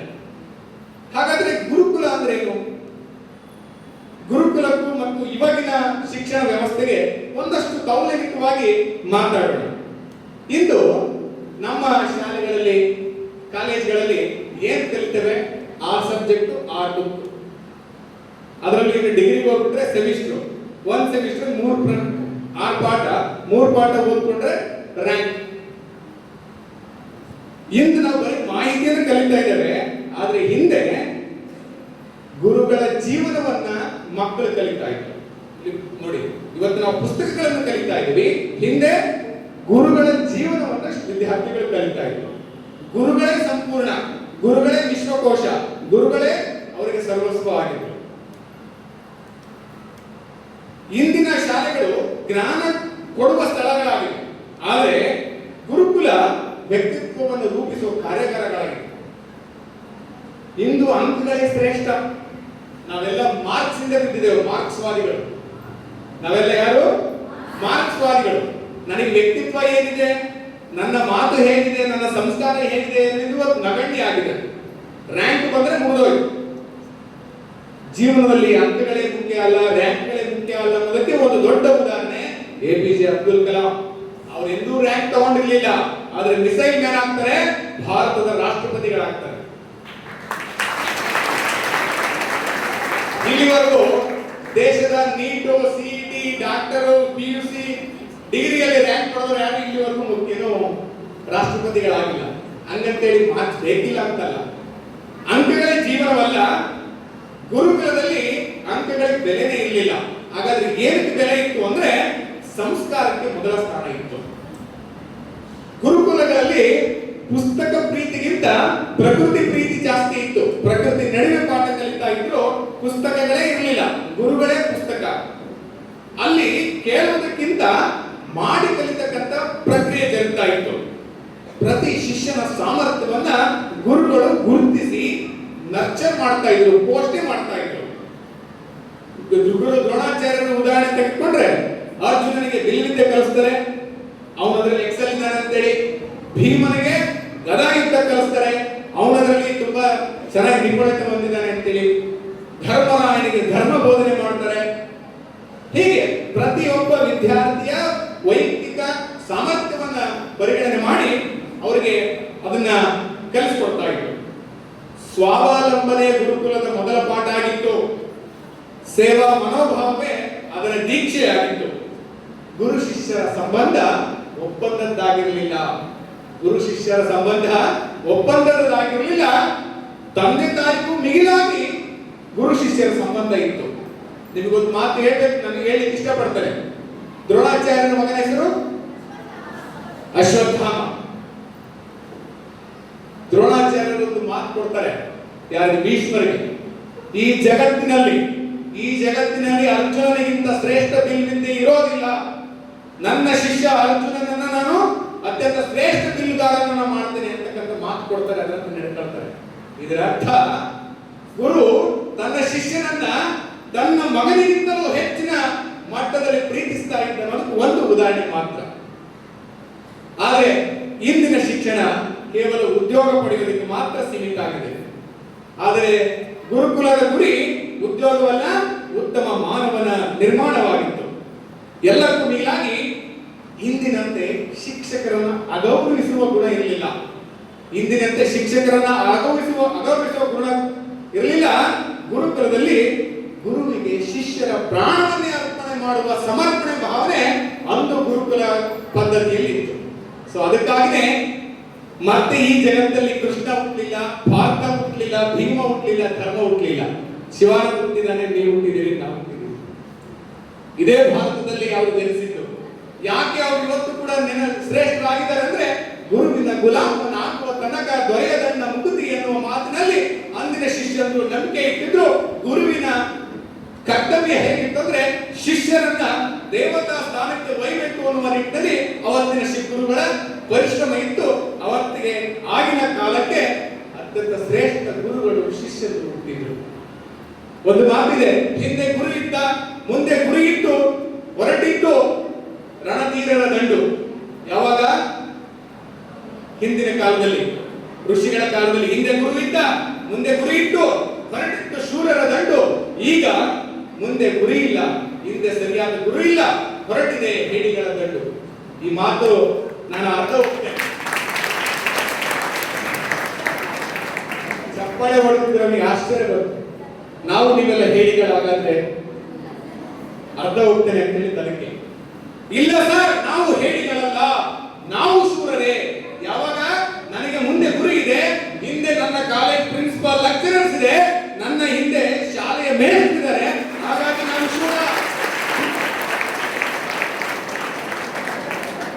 ಎಲ್ಲ ಶೂರ ತೀರದೆ ಚಪ್ಪಾಳೆಗಾಗಿ ಮತ್ತೊಮ್ಮೆ ಅಭಿನಂದನೆಗಳು. ಗುರುಕುಲದಲ್ಲಿ ವಿದ್ಯಾರ್ಥಿಗಳು ಗುರುಗಳ ಮನೆಯಲ್ಲೇ ಇರ್ತಾ ಇದ್ರು. ಈಗ ನಾವೇನ್ ಮಾಡ್ತೀವಿ? ಬೆಳಗ್ಗೆ 9:30 ಬ್ಯಾಗ್ ಹಾಕೊಂಡು ಮತ್ತೆ 3:30 4 ಗಂಟೆ ಮನೆಗೆ ಹೋಗ್ತೀವಿ, ಸಂಬಂಧ ಮುಗೀತು. 1 ಪೀರಿಯಡ್ 1 ಅವರ್ 1 ಲೆಕ್ಚರ್, 1 ವಾರಕ್ಕೆ 4 ಪೀರಿಯಡ್, ರೈಟ್? ಅಷ್ಟೇ ಅಲ್ಲ, ಅದು ರಾಜ್ಯ ಸಂಬಂಧ ಇದೆಯಾ ನಮ್ಮ ಹತ್ರ? ಅದಕ್ಕಾಗಿ ನಾವಿನ್ನು ಬರೀ 100ಕ್ಕೆ 100 ಮಾರ್ಕ್ಸ್ ತಗೊಳ್ತಾ ಇದ್ದೀವಿ. ಮತ್ತೆ ಎಷ್ಟು ತಗೋಬೇಕು ಸರ್ ಮಾರ್ಕ್ಸ್? 100 ಮಾರ್ಕ್ಸ್. ಒಬ್ಬ ಲೆಕ್ಚರ್ 1 ಗಂಟೆ ಒಂದು 4 ಗಂಟೆ ಪಾಠ ಮಾಡ್ತಾರೆ, 100 ಮಾರ್ಕ್ಸ್ ತಗೊಳ್ತೀವಿ. ಮತ್ತೇನ್ ಬೇಕು ಸರ್? ಮಾರ್ಕ್ಸೇ ಅಲ್ಲ ಅಂತ ಆಗ ಹೇಳ್ದ. ಒಬ್ಬ ಗುರುವಿನಿಂದ ಸಂಪೂರ್ಣವನ್ನ ಸ್ವೀಕರಿಸುವ ಕೆಲಸ ಆದಾಗ ಮಾತ್ರ ಗುರುವನ್ನ ಮೀರಿದ ಶಿಷ್ಯ ಆಗ್ತಾರೆ. ಅವತ್ತಿನ ಗುರುಕುಲಗಳಲ್ಲಿ ಗುರುಗಳು ವಿದ್ಯಾರ್ಥಿಗಳ ಮನೆಯಲ್ಲೇ ಇರ್ತಾ ಇದ್ರು. ಅವರು ಪಾಠ ಕಲಿತಿರ್ಲಿಲ್ಲ, ಮಕ್ಕಳು ಜೀವನ ಕಲಿತಿದ್ರು. ಹೇಗೆ ಮಾತಾಡಬೇಕು, ಹೇಗೆ ಊಟ ಮಾಡಬೇಕು, ಹೇಗೆ ಹಿರಿಯರನ್ನ ಗೌರವಿಸಬೇಕು, ಹೇಗೆ ಪ್ರಕೃತಿಯನ್ನು ಪ್ರೀತಿಸಬೇಕು, ಹೇಗೆ ಸಮಾಜಮುಖಿಯಾಗಿ ಬದುಕಬೇಕು, ಹೇಗೆ ನಾನು ಒಬ್ಬ ಸಮಾಜದ ಭಾಗವಾಗಿ ಈ ಸಮಾಜವನ್ನ ಬದುಕಿಸಬೇಕು ಅನ್ನೋ ನಿಟ್ಟಿನಲ್ಲಿ ಅವತ್ತಿನ ಗುರುಕುಲಗಳು ನಡೀತಾ ಇತ್ತು. ಇಂದು ನಾವೇನ್ ಮಾಡ್ತಾ ಇದ್ವಿ? ಶಾಲೆಗೆ ಬ್ಯಾಗ್ ತಗೊಂಡು ಬರ್ತಾ ಇದ್ವಿ. ಅವತ್ತಿನ ವಿದ್ಯಾರ್ಥಿಗಳು ಶಿಷ್ಯರು ಸಮಾಜದ ಜವಾಬ್ದಾರಿಯನ್ನು ಹೊತ್ತುಕೊಂಡು ಗುರುಕುಲಕ್ಕೆ ಬರ್ತಾ ಇದ್ರು. ಆಗ ವಿದ್ಯಾರ್ಥಿಗಳು ಈಗ ಅಂಕಗಳನ್ನು ಗಳಿಸ್ತಾ ಇದ್ದಾರೆ, ಆಗ ವ್ಯಕ್ತಿತ್ವವನ್ನು ಗಳಿಸಿ ಅಂಕಿತವನ್ನು ಪಡಿತಾ ಇದ್ರು. ಇಂದು ಪ್ರಮಾಣ ಪತ್ರಗಳು ಸಿಗ್ತಾ ಇದ್ವು, SLC certificate, PUC certificate, degree certificate. ಅಂದೇ ಸಿಗ್ತಾ ಇತ್ತು, ವ್ಯಕ್ತಿತ್ವ ಸಿಗ್ತಾ ಇತ್ತು, ಗುರುಗಳಿಂದ ವ್ಯಕ್ತಿತ್ವ ಸಿಗ್ತಾ ಇತ್ತು. ಸಂಸ್ಕೃತದಲ್ಲಿ ಒಂದು ಒಳ್ಳೆಯ ಮಾತಿದೆ, ವಿದ್ಯಾ ದದಾತಿ ವಿನಯಂ ವಿನಯತಿ ಯಾತಿ ಪಾತ್ರಾತಮಂ ಪ್ರತಾಪ ಧನಂ ಪ್ರಾಪುತೆ ಧನ ಧರ್ಮ ತಥಾ ಸುಖ. ಈ ಮಾತಿನ ಅರ್ಥ ಹೀಗಿದೆ: ವಿದ್ಯೆ ವಿನಯವನ್ನು ತಂದುಕೊಡುತ್ತದೆ, ವಿನಯ ಯೋಗ್ಯತೆಯನ್ನು ತಂದುಕೊಡುತ್ತದೆ, ಯೋಗ್ಯತೆ ಸಂಪತ್ತನ್ನು ತಂದುಕೊಡುತ್ತದೆ, ಸಂಪತ್ತು ಧರ್ಮವನ್ನು ಕೊಡುತ್ತದೆ, ಧರ್ಮ ಸುಖವನ್ನು ಕೊಡುತ್ತದೆ. ಸೊ ನಾವು ನೀವೆಲ್ಲ ಸುಖಕ್ಕಾಗಿ ತಾನೆ ಹೊರದವರು. ಸುಖಕ್ಕೆ ಸಂಪತ್ತು ಬೇಕಿಲ್ಲ, ವಿನಯ ಬೇಕು ಮತ್ತು ಧರ್ಮ ಬೇಕು ಅನ್ನುವ ಆಧಾರದಲ್ಲಿ ಅವತ್ತಿನ ಗುರುಕುಲಗಳು ನಡೀತಾ ಇದೆ. ವಿದ್ಯೆಯ ಮೊದಲ ಫಲ ನಾನು ಕಲಿತ ತಕ್ಷಣ ನನಗೆ ಏನ್ ಸಿಗಬೇಕು? ನಾವೆಲ್ಲ ನಿರೀಕ್ಷೆ ಏನಿದೆ, ಉದ್ಯೋಗ ಸಿಗಬೇಕು, ಆ ಉದ್ಯೋಗದ ಮೂಲಕ ಧನ ಸಿಗಬೇಕು, ಇವತ್ತಿನ ಗುರಿ. ಆದ್ರೆ ವಿದ್ಯೆಯ ಮೊದಲ ಫಲ ಏನಾಗಿರ್ಬೇಕು ಅಂತ ಹೇಳಿದ್ರೆ ವಿನಯ ಆಗಿರ್ಬೇಕು ಅಂತಂದೇಳಿ ಅವತ್ತಿನ ಗುರುಕುಲ ಪದ್ಧತಿ ಇತ್ತು. ಬಂಧುಗಳೇ, ಒಬ್ಬ ಶಿಷ್ಯ ತನ್ನ ಗುರುಗಳ ಹತ್ರ ಹೀಗೆ ಕೇಳ್ತಾನೆ, ಗುರುಗಳೇ, ಜೀವನದಲ್ಲಿ ನಾನು ದೊಡ್ಡನಾಗ್ಲಿಕ್ಕೆ ಏನ್ ಮಾಡ್ಬೇಕು? ನಾನು ದೊಡ್ಡ ವ್ಯಕ್ತಿ ಆಗ ಗುರುಗಳೇ ನಾನು ಏನ್ ಮಾಡ್ಬೇಕು ಅಂತ ಹೇಳಿ. ಸೊ ನಿಮ್ಮ ಗುರುಗಳಂತ ಒಂದು ಗುರುಗಳು ಅವ್ನಿಗೆ ಹೇಳ್ತಾರೆ, ದೊಡ್ಡ ಹುದ್ದೆ ಪಡೆಯಲು ಹವಣಿಸಬೇಡ, ದೊಡ್ಡ ಹಣ ಗಳಿಸಲು, ದೊಡ್ಡ ಸಂಪತ್ತು ಗಳಿಸಲು ಪ್ರಯತ್ನಿಸಬೇಡ, ಜನ ಗಳಿಸಲು ಹೊಯ್ದಾಡಬೇಡ, ಬದಲಿಗೆ ಸಂಸ್ಕಾರ ಇರುವ ದೊಡ್ಡ ಹೃದಯ ಪಡೆದು ಈ ಜಗತ್ತು ಮತ್ತು ಎಲ್ಲವೂ ಕೂಡ ನಿಂದಾಗ್ತದೆ ಅಂತಕ್ಕಂಥ ಮಾತನ್ನು ಅವ್ರು ಹೇಳ್ತಾರೆ. ಸೊ ನಮ್ಮ ಮೊದಲ ಗುರಿ, ಶಾಲೆಗೆ ಕಾಲೇಜಿಗೆ ಬರ್ತೀವಂದ್ರೆ ಸಂಸ್ಕಾರ ಇರುವ ಹೃದಯವನ್ನು ಪಡೆತಕ್ಕಂಥದ್ದೇ ವಿನಃ ಎರಡೇದು ಅಂಕ ಪಡೆದಾಗಿರ್ಬೇಕು. ಹುದ್ದೆಯನ್ನ ಜನರು ಕೊಡ್ತಾರೆ. ನನಗೆ ಶಿಕ್ಷಕ ಹುದ್ದೆ, ಮತ್ತೊಬ್ಬರಿಗೆ ಮುಖ್ಯಮಂತ್ರಿ ಹುದ್ದೆ, ಮತ್ತೊಬ್ಬರಿಗೆ ಪ್ರಧಾನಮಂತ್ರಿ ಹುದ್ದೆ ಯಾಕೆ ಕೊಟ್ಟಿದ್ದಾರೆ? ನಿಮ್ಮಂತ ಜನರು ಕೊಟ್ಟಿದ್ದಾರೆ. ಆದ್ರೆ ಗೌರವವನ್ನ ಬರ್ತಕ್ಕಂಥದ್ದು ನಿಮ್ಮ ವ್ಯಕ್ತಿತ್ವ. ನಿಮ್ಗೆ ಯಾರಾದ್ರೂ ಗೌರವ ಕೊಡ್ತಾರೆ ಅಂದ್ರೆ ಅದು ನಿಮ್ಮ ವ್ಯಕ್ತಿತ್ವದಿಂದ. ಆ ವ್ಯಕ್ತಿತ್ವ ಎಲ್ಲಿಂದ ಬರ್ತದೆ? ಶಿಕ್ಷಣದಿಂದ. ಆ ಶಿಕ್ಷಣ ಎಲ್ಲಿಂದ ಬರ್ತದೆ ಅಂದ್ರೆ ನಿಮ್ಮ ಗುರುಗಳಿಂದ. ಅಂತ ಎಲ್ಲ ಗುರುಗಳಿಗೆ ಜೋರಾದ ಚಪ್ಪಾಳೆ. ಆಗಲೇ ನನ್ನ ಪುಟ್ಟಕ್ಕ ಹೇಳಿದ್ರು, ಗುರು ಅಂದ್ರೆ ಏನು ಅಂತೇಳಿ. ಗು ಅಂದ್ರೆ ಕತ್ತಲು, ರು ಅಂದ್ರೆ ತೆಗೆದು ಹಾಕು. ನಮ್ಮ ಜೀವನದ ಬಾಳಿನ ಕತ್ತಲನ್ನು ತೆಗೆದು ಹಾಕುವವನೇ ಗುರು. ಬೆಳಕನ್ನ ನೀಡುವವನೇ ಗುರು. ಗುರುಗಳು ಪಾಠ ಹೇಳುವುದಿಲ್ಲ, ಆದರೆ ಬೆಳಕನ್ನು ಕೊಡ್ತಾರೆ ಅಂತಕ್ಕಂಥ ಮಾತನ್ನ ಹೇಳ್ತಾರೆ. ಒಂದು ಘಟನೆ ಹೇಳಲಿಕ್ಕೆ ಇಷ್ಟಪಡ್ತಾನೆ ಬಂಧುಗಳೇ. ಅರ್ಜುನ ಮಹಾವೀರ, ಬಿಲ್ಲಿನಲ್ಲಿ ಬಿಲ್ಲು ವಿದ್ಯೆಯಲ್ಲಿ ಅವನನ್ನ ಸೋಲ್ತವೇ ಇರಲಿಲ್ಲ. ಕುರುಕ್ಷೇತ್ರ ಪ್ರಾರಂಭ ಆಗ್ತದೆ. ಅಕ್ಷೋಹಿಣಿ 18 ಅಕ್ಷೋಹಿಣಿ ಸೈನ್ಯ ನಿಂತಿದೆ. ಎದುರಿಗೆ ತನ್ನ ಸಹೋದರರು, ತಾತ ಗುರುಗಳು, ತಾತ ಭೀಷ್ಮ, ದ್ರೋಣಾಚಾರ್ಯ, ಒಡನಾಡಿಗಳಾಗಿರ್ತಕ್ಕಂಥ ಅಶ್ವತ್ಥಾಮ, ಇವ್ರ ಜೊತೆಗೆ ನಾನು ಯುದ್ಧ ಮಾಡಬೇಕು, ನನ್ನ ರಕ್ತ ಹಂಚಿಕೊಂಡು ಹುಟ್ಟಿಗೆನವರ ಜೊತೆ ನಾನು ಯುದ್ಧ ಮಾಡಬೇಕು ಅಂತೇಳಿ ಅವನು ಜಂಗಾಬಲ ಕುಸಿದು ಹೋಗ್ತದೆ. ಅವನಿಗೆ ಶಕ್ತಿ ಕುಂದಿ ಹೋಗ್ತದೆ. ಆಗ ಅರ್ಜುನನ ಮಾನಸ ಗುರು ಯಾರು? ಕೃಷ್ಣ. ಕೃಷ್ಣ ಬರ್ತಾನೆ. ಕೃಷ್ಣ ಬಂದು ಏನ್ ಮಾಡ್ತಾನೆ ಗೊತ್ತಾ? ಏನ್ ಕೊಟ್ಟ ಕೃಷ್ಣ? ಆ ಸಮಯದಲ್ಲಿ ಕೃಷ್ಣ ಏನ್ ಕೊಟ್ಟ? ವಿಶ್ವರೂಪ ತೋರಿಸಿದ. ಹಣ ಕೊಡ್ಲಿಲ್ಲ, ಆಯುಧ ಕೊಡ್ಲಿಲ್ಲ, ಸೈನ್ಯ ಕೊಡ್ಲಿಲ್ಲ. ಏನ್ ಕೊಟ್ಟ? ಉಪದೇಶ ಕೊಟ್ಟ. ಭಗವದ್ಗೀತೆಯ ಉಪದೇಶ ಕೊಟ್ಟ. ಈ ಉಪದೇಶದಿಂದ ಅರ್ಜುನ ತನ್ನ ಕರ್ಮ ಫಲವನ್ನ, ಅವನ ಹುಟ್ಟಿನ ಮೂಲವನ್ನು ತಿಳಿದು, ಅವನ ಹುಟ್ಟಿನ ಉದ್ದೇಶವನ್ನು ತಿಳಿದು ಯುದ್ಧ ಪ್ರಾರಂಭ ಮಾಡಿದ. ಅಧರ್ಮದ ವಿರುದ್ಧ ಧರ್ಮವನ್ನು ಜಯಿಸಲಿಕ್ಕೆ ಕೃಷ್ಣನ ಪ್ರೇರಣೆ ಪಡ್ಕೊಂಡು ಭಗವದ್ಗೀತೆಯ ಉಪದೇಶವನ್ನು ಸ್ವೀಕರಿಸಿ ಈ ಜಗತ್ತನ್ನ ಧರ್ಮದ ದಾರಿಯಲ್ಲಿ ತೆಗೆದುಕೊಳ್ಳಲಿಕ್ಕೆ ಸಾಧ್ಯ ಆಯಿತು. ಅಂತ ಶ್ರೇಷ್ಠ ಗುರು ಶ್ರೀಕೃಷ್ಣ, ಅಂತ ಶ್ರೇಷ್ಠ ಶಿಷ್ಯ ಅರ್ಜುನ. ಸೊ ಕೃಷ್ಣ ಅರ್ಜುನರು ನಿಮ್ಮಲ್ಲಿ ಇರಬೇಕು. ಕೃಷ್ಣ ನಿಮ್ಮ ಲೆಕ್ಚರರ್ಸ್ ಆದ್ರೆ ನೀವೆಲ್ಲರೂ ಅರ್ಜುನರಾಗಬೇಕು ಅಂತ ಹೇಳಲಿಕ್ಕೆ ಇಷ್ಟಪಡ್ತಾನೆ. ಹಾಗೆಯೇ ಬಂಧುಗಳೇ, ಚಂದ್ರಗುಪ್ತ ಮೌರ್ಯನ ಬಗ್ಗೆ ನಿಮಗೆಲ್ಲ ಗೊತ್ತಿದೆ. ಚಂದ್ರಗುಪ್ತ ಮೌರ್ಯ ಒಬ್ಬ ಸಾಮಾನ್ಯ ಬೀದಿ ಬಾಲಕ. ಚಂದ್ರಗುಪ್ತ ಮೌರ್ಯ ಒಬ್ಬ ಸಾಮಾನ್ಯ ಬೀದಿ ಬಾಲಕ. ಅವನಿಗೆ ಯಾವುದೇ ರಾಜಕಾರಣ ಹಿನ್ನೆಲೆ ಇಲ್ಲ, ಧನದ ಹಿನ್ನೆಲೆ ಇಲ್ಲ, ಶ್ರೀಮಂತಿಕೆ ಇಲ್ಲ ಮತ್ತು ಸೈನ್ಯ ಇರಲಿಲ್ಲ. ಅಪಮಾನಿತಗೊಂಡ ಚಾಣಕ್ಯನ ಕಣ್ಣಿಗೆ ಬೀಳ್ತಾನೆ ಚಂದ್ರಗುಪ್ತ. ಅವನಲ್ಲಿ ಸಾಮ್ರಾಟನನ್ನ ಕಾಣ್ತಾರೆ ಚಂದ್ರಗುಪ್ತ. ಅವನಿಗೆ ಪಾಠ ಮಾಡಿ ರಾಜಕಾರಣ, ಧರ್ಮ ಮತ್ತು ರಾಜನಿಷ್ಠೆಯನ್ನ ಬೆಳೆಸಿ ಸಾಮ್ರಾಟನನ್ನ ಮಾಡ್ತಾನೆ. ಒಬ್ಬ ಗುರು ಮನಸ್ಸು ಮಾಡಿದರೆ ಒಬ್ಬ ಸಾಮಾನ್ಯ ಬಾಲಕರನ್ನ ಸಾಮ್ರಾಟನನ್ನಾಗಿ ಮಾಡಲಿಕ್ಕೆ ಸಾಧ್ಯತೆ ಇತ್ತು ಅಂದಿನ ಕಾಲದಲ್ಲಿ. ಇವತ್ತು ಇದೆಯಾ ಅನ್ನೋದನ್ನು ನೀವು ಸೇರಿ ಚಿಂತನೆ ಮಾಡಬೇಕಾಗಿದೆ. ಈಗ ವಿಶ್ವಾಮಿತ್ರ ಶ್ರೀರಾಮರ ಬಗ್ಗೆ ನಿಮಗೆ ಗೊತ್ತಿರಬೇಕು. ಶ್ರೀರಾಮ ಬಹಳ ಪುರುಷೋತ್ತಮ ಅಂತ ಕರೀತಾರೆ. ಈ ಜಗತ್ತಿನಲ್ಲಿ ಶ್ರೀರಾಮನಂತ ಶ್ರೇಷ್ಠ ಪುರುಷ ಇಲ್ಲಿವರೆಗೂ ಜನಿಸಿಲ್ಲ ಅಂತ ಮಾತು. ಪುರುಷೋತ್ತಮ. ಆದ್ರೆ ನಮ್ಮೆಲ್ಲ ಕಥೆಗಳಲ್ಲಿ ಅವನು ಕಾಣುವುದು ಬಹಳ ಸಂಭಾವಿತ, ಮೃದು ಮನಸ್ಸಿನ, ಎಲ್ಲರವರೆಗೂ ಪ್ರೀತಿಯನ್ನು ಕಾಣುವ ವ್ಯಕ್ತಿ ಆಗ್ತಾನೆ. ರಾವಣನನ್ನ ಸೋಲಿಸಲಿಕ್ಕೆ ಅವನಿಗೆ ಶಕ್ತಿ ಎಲ್ಲಿಂದ ಬಂತು ಅಂದ್ರೆ ಗುರುವಿನಲ್ಲಿ ಇಟ್ಟ ನಂಬಿಕೆ, ಧರ್ಮದ ಜೀವನ. ಅಂತ 10 ತಲೆಯ ರಾವಣನನ್ನ, ಶಿವನಿಂದ ವರವನ್ನು ಪಡೆದ ರಾವಣನನ್ನ ಸಂಹಾರ ಮಾಡಿ ಈ ನೆಲದಲ್ಲಿ ಧರ್ಮವನ್ನ ನೆಲೆಯೂರಿಸಲಿಕ್ಕೆ ಸಾಧ್ಯವಾದದ್ದು ತನ್ನ ಗುರುವಾದ ವಿಶ್ವಾಮಿತ್ರರಿಂದ ಪಡೆದ ಶಿಕ್ಷಣ ಆಗಿತ್ತು. ಹಾಗಾದ್ರೆ ಇನ್ನು ಸಾಕಷ್ಟು ಉದಾಹರಣೆ ಹೇಳಿದೆ. ನಾನು ಆಗಲೇ ಹೇಳಿದ ಸಂದೀಪನಿ ಮುನಿ, ಕೃಷ್ಣ, ರಾಮಕೃಷ್ಣ ಪರಮಹಂಸರ ಬಗ್ಗೆ ನಾನು ಮಾತಾಡಿದೆ. ನಮಗೆಲ್ಲ ವಿವೇಕಾನಂದ ಗೊತ್ತು. ವಿವೇಕಾನಂದ ಅವರಿಗೆ ಅಂತ ಶ್ರೇಷ್ಠ ಜ್ಞಾನ ಯಾರಿಂದ ಸಿಕ್ತು ಅಂತ ಹೇಳಿದ್ರೆ ಅದು ರಾಮಕೃಷ್ಣ ಪರಮಹಂಸರು. 1983ರಲ್ಲಿ ಹೌದಾ ಚಿಕಾಗೋ ಯಾವ ನಡೀತು? 1893ರಲ್ಲಿ ರಿಲಿಜಿಯಸ್ ಪಾರ್ಲಿಮೆಂಟ್ ಅಲ್ಲಿ dear sisters and brothers of America ಅಂತ ಮಾತಾಡಿ ಬರೀ 4 ಪದಗಳು ಹೇಳಿ 2 ನಿಮಿಷಗಳ ಚಪ್ಪಾಳೆಯನ್ನು ಗಿಟ್ಟಿಸಿಕೊಂಡು ಭಾರತದ ಸಂಸ್ಕೃತಿ ಸಂಸ್ಕಾರವನ್ನ ಜಗತ್ತಿಗೆ ಸಾರಿಸಿದ ಆ ವಿವೇಕಾನಂದರಿಗೆ ಆ ಜ್ಞಾನದ ಬಳುವಳಿ ಸಿಕ್ಕಿದ್ದು ಅವರ ಶ್ರೇಷ್ಠ ಗುರು ಪರಮಹಂಸರು. ಸೊ ಇಂತಹ ಗುರು ಪರಂಪರೆ ಇರುವ ನನ್ನ ಭಾರತದಲ್ಲಿ, ನನ್ನ ಕಮಲಾಪುರದಲ್ಲಿ ಮತ್ತೆ ಏಕೆ ವಿವೇಕಾನಂದರು ಹುಟ್ಟಬಾರದು? ಮತ್ತೆ ಏಕೆ ಕೃಷ್ಣರು ಹುಟ್ಟಬಾರದು? ನಿಮ್ಮಲ್ಲಿ ಏಕೆ ಕೃಷ್ಣ ಅರ್ಜುನ ಏಕೆಲ್ಲರೂ ಹುಟ್ಟಬಾರದು ಅನ್ನೋದು ಇವತ್ತಿನ ಚಿಂತನೆ ಆಗ್ಬೇಕಾಗಿದೆ. ನೀವು ಆಗಲೇ ಮಾತು ಕೊಟ್ಟಿದ್ದೀರಿ, ಬಹಳ ಸಂತೋಷ ಆಯ್ತು. ಬಹುಶಃ ನನ್ನ ಮುಖದಲ್ಲಿ ನೋಡಿದ್ರೆ ನೀವು ಬಹಳ ಖುಷಿ ಆಗ್ತದೆ. ನನ್ನ ಮುಖ ಬಹಳ ಖುಷಿಯಿಂದ ಮಾತಾಡ್ತಿದ್ದೀರಿ. ಯಾಕೆಂದ್ರೆ ನೀವು ನನಗೆ ವಾಗ್ದಾನ ಮಾಡಿದ್ದೀರಿ, ನಾನು ಏಕೆಲ್ಲರ ರೀತಿ ಶಿಷ್ಯ ಆಗ್ತೇನೆ ಅಂತ. ಅದಕ್ಕೆ ನನಗೆ ತುಂಬಾ ಖುಷಿ ಇದೆ. ಬಂಧುಗಳೇ, ವಿದ್ಯಾರ್ಥಿ ಅಂದ್ರೆ, ಶಿಷ್ಯ ಅಂದ್ರೆ ಕೇವಲ ಕೇಳುವವನಲ್ಲ, ಕಲಿತದ್ದನ್ನ ಜೀವನದಲ್ಲಿ ಅಳವಡಿಸಿಕೊಳ್ಳುವವನು. ಗುರುಭಕ್ತಿ, ಶಿಸ್ತು, ವಿನಯ ಮತ್ತು ನಿರಂತರ ಅಭ್ಯಾಸವೇ ಯಶಸ್ಸಿನ ನಿಜವಾದ ಅಡಿಪಾಯ ಅಂತಕ್ಕಂಥದ್ದು.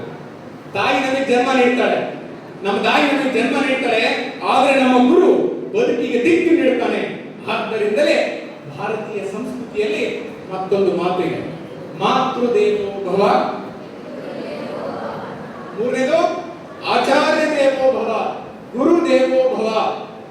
ನಮ್ಮ ಪುರಾಣಗಳಲ್ಲಿ, ನಮ್ಮ ಭಾರತ ಸಂಸ್ಕಾರದಲ್ಲಿ, ಸಂಸ್ಕೃತಿಯಲ್ಲಿ ಒಂದು ಮಾತಿದೆ, ಹರ ಮುನಿದರು ಗುರು ಕಾಯುವನು ಅಂತೇಳಿ. ಏನಿದ್ರ ಅರ್ಥ? ನಾವೆಲ್ಲ ಯಾಕೆ ದೇವಸ್ಥಾನಕ್ಕೆ ಹೋಗ್ತೀವಿ? ಹರ ಅಂದ್ರೆ ಶಿವ, ಶಿವನ ದೇವಸ್ಥಾನಕ್ಕೆ ಹೋಗಿ ನಮಸ್ಕಾರ ಮಾಡ್ತೀವಿ. ಯಾಕಂದ್ರೆ ಶಿವನ ಅನುಗ್ರಹ ಇದ್ರೆ ಈ ಜಗತ್ತಲ್ಲಿ ಎಲ್ಲವನ್ನು ಗೆಲ್ಲಬಹುದು. ಶಿವ ಸಿಕ್ಕಾಗ್ಬಿಟ್ರೆ ನಾವೆಲ್ಲ ನಾಶ ಆಗ್ತೀವಿ ಅಂತೇಳಿ. ಆದ್ರೆ ಈ ಮಾತು ಹೇಳ್ತದೆ, ಹರ ಮುನಿದರು ಗುರು ಕಾಯುವನು ಅಂತೇಳಿ. ಹರನಿಗಿಂತಲೂ ಶ್ರೇಷ್ಠ ಅನ್ನುವ ಮಾತನ್ನು ಈ ಮಾತು ಹೇಳ್ತದೆ.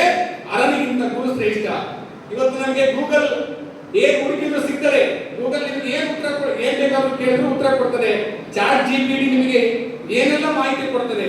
ಆದರೆ ನಿಮ್ಮ ಬದುಕಿನ ಕಣ್ಣಲ್ಲಿ ಕನಸು ಮೂಡಿಸಲಿಕ್ಕೆ ಸಾಧ್ಯ ಇದೆಯಾ? ಆ ಕನಸು ಮೂಡಿಸುವವರು ಯಾರು? ಯಾರು? ಖಂಡಿತವಾಗ್ಲೂ ಆ ಕನಸನ್ನು ಮೂಡಿಸಿ ಅದನ್ನ ಬೆಳೆಸುವವರು ನಿಮ್ಮ ಗುರುಗಳು. ಇದನ್ನ ನಮ್ಮ ಜೀವನದಲ್ಲಿ ನನಗೆ ಕನಸನ್ನು ಮೂಡಿಸಿದ್ದಾರೆ, ಆ ನಿಟ್ಟಿನಲ್ಲಿ ನಡೆಯಲಿಕ್ಕೆ ಅವಕಾಶ ಕೊಟ್ಟಿರ್ತಕ್ಕಂಥ ನನ್ನ ಗುರುಗಳಿದ್ದಾರೆ ಅನ್ನೋರು ಒಂದು ಜೋರಾದ ಚಪ್ಪಾಳೆಯನ್ನು ನಿಮ್ಮ ಗುರುಗಳ ಮಕ್ಕಳೇ. ಇವತ್ತು ನಮ್ಮ ಮೊಬೈಲಲ್ಲಿ ಲಕ್ಷ ಲಕ್ಷ ಪುಸ್ತಕಗಳನ್ನು ಡೌನ್ಲೋಡ್ ಮಾಡ್ಕೋಬಹುದು, ಆದ್ರೆ ಒಬ್ಬ ಗುರುವನ್ನು ಡೌನ್ಲೋಡ್ ಮಾಡ್ಕೊಳ್ಳೋಕ್ಕಾಗಲ್ಲ. Can any mobile equal to a guru? ಯಾವ್ದಾದ್ರು ಒಂದು ಮೊಬೈಲ್ ಒಂದು ಗುರುಗಳಿಗೆ ಸಮ ಆಗ್ತದ? ಸಾಧ್ಯನೇ ಇಲ್ಲ.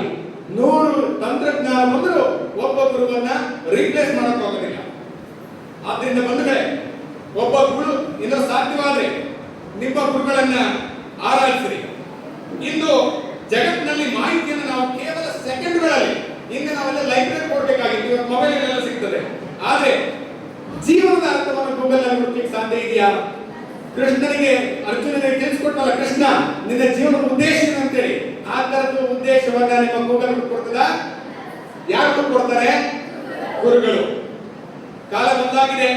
ಋಷಿಮುನಿಗಳ ಕಾಲದಲ್ಲಿ ಗುರುಗಳಿಗೂ, ಆದ್ರೆ ಇಂದು ಸ್ಮಾರ್ಟ್ ಕ್ಲಾಸ್ ಬಂದಿದ್ದಾವೆ. ಆಗ ತಾಳೆಗಳಿಗೂ, ಈಗ ಟ್ಯಾಬ್ಲೆಟ್ಸ್ ಬಂದಿದ್ದಾವೆ. ಟ್ಯಾಬ್ಲೆಟ್ಸ್ ಮತ್ತೆ ಮುಂಗೋವಲ್ಲ, ಯಾವುದು ಟ್ಯಾಬ್ಸ್. ಹಾಗೇನೆ ಆಗ ಮೌಖಿಕ ಶಿಕ್ಷಣ, ಇಂದು ಆರ್ಟಿಫಿಷಿಯಲ್ ಇಂಟೆಲಿಜೆನ್ಸ್, ವರ್ಚುವಲ್ ಲರ್ನಿಂಗ್, ಮತ್ತೆ ಡಿಸ್ಟೆನ್ಸ್ ಎಜುಕೇಶನ್, ಡಿಜಿಟಲ್ ಎಜುಕೇಶನ್. ಇದೆಲ್ಲ ಬದಲಾಗಿದೆ. ಬದಲಾದದ್ದು ಸಾಧನ ಮಾತ್ರ, ಬದಲಾಗದ ಸ್ಥಾನ ಗುರುವಿನ ಸ್ಥಾನ. ಈಗಲೂ ಕೂಡ ನಮಗೆ ಗುರುಗಳ ಮಾರ್ಗದರ್ಶನ ಬೇಕು ಅಂತಕ್ಕಂಥದ್ದನ್ನ ಈ ಉದಾಹರಣೆಗಳು ಹೇಳ್ತದೆ. ಇಂದು ನಮ್ಮ ಜೀವನದಲ್ಲಿ, ನಮ್ಮ ಮೊಬೈಲ್ ಅಲ್ಲಿ ಸಾವಿರಾರು ಕಾಂಟ್ಯಾಕ್ಟ್ಗಳಿವೆ, ಕರೆಕ್ಟಾ? ನಿಮ್ಮ ತಂದೆ ಅಥವಾ ನಿಮ್ದು ಪರ್ಸನಲ್ ಫೋನ್ ಇದ್ರೆ ನೂರಾರು ಕಾಂಟ್ಯಾಕ್ಟ್ಸ್ ಇದಾವೆ. ಆದ್ರೆ ನಿಮ್ಮ ಹೃದಯದಲ್ಲಿ ಒಬ್ಬ ಶಿಕ್ಷಕರ ನೆನಪು, ಹೆಸರು, ಫೋನ್ ನಂಬರ್ ಇದೆಯಾ? ಇದೆಯಾ? ಬಹಳ ಸಂತೋಷ, ಒಳ್ಳೆ ವಿದ್ಯಾರ್ಥಿಗಳಿದೆ. ಹಾಗಾದ್ರೆ ಒಂದು ಕೆಲಸ ನಿಮಗೆ, ನಿಮ್ಮ ಜೀವನದಲ್ಲಿ ಒಂದ್ಸರ್ತಿ ಬೈದಿರುವ, ಒಂದು ಅಕ್ಷರ ಕಲಿಸಿರುವ, ಒಂದು ಪಾಠವನ್ನು ನಿಮಗೆ ತಿಳಿಸಿಕೊಟ್ಟಿರುವ, ಒಂದು ಕ್ರೀಡೆಯಲ್ಲಿ ಉತ್ತೇಜನ ನೀಡಿರುವ, ಒಂದು ಸಾಧನೆ ಮಾಡಲಿಕ್ಕೆ ಪ್ರೇರಣೆ ನೀಡಿರುವ ಒಬ್ಬ ಶಿಕ್ಷಕರಾದರೂ ಇದ್ದಾರಲ್ವಾ?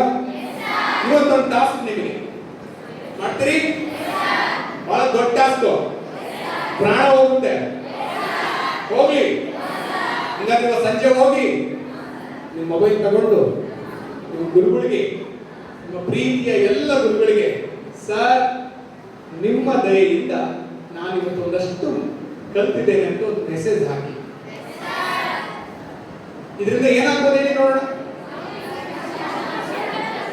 ಆ ಎಲ್ಲ ನಿಮ್ಮೆಲ್ಲ ಯಾರು ಮೆಸೇಜ್ ಕಲ್ತಿರ್ತೀರಲ್ಲ, ಆ ಎಲ್ಲ ಶಿಕ್ಷಕರಿಗೆ ದೇಶವನ್ನ ಗೆದ್ದ ಖುಷಿ ಆಗ್ತದೆ. ಕೋಟ್ಯಾಧಿಪತಿಯಲ್ಲಿ 7 ಕೋಟಿ ಸಿಕ್ಕಿದ್ದಕ್ಕಿಂತಲೂ ಖುಷಿ ಆಗ್ತದೆ.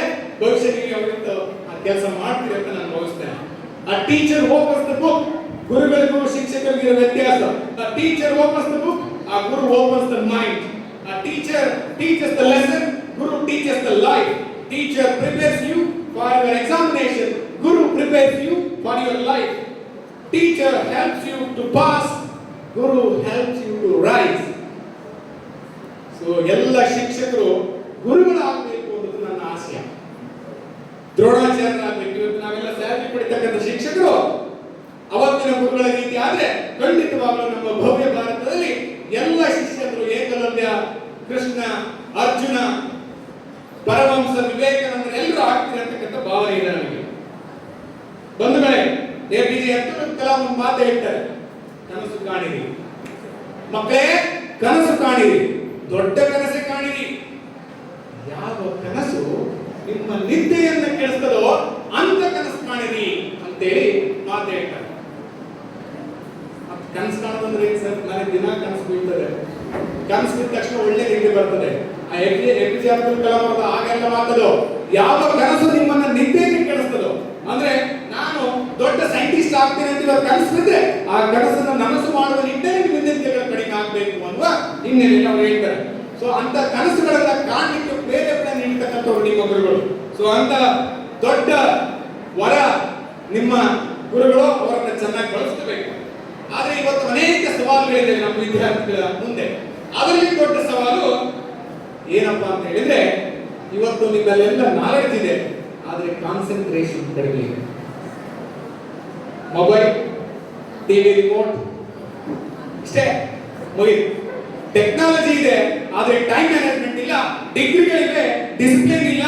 ಇಂದಿನ ಜಗತ್ತಿಗೆ AI ಗಿಂತ BE ಮುಖ್ಯ.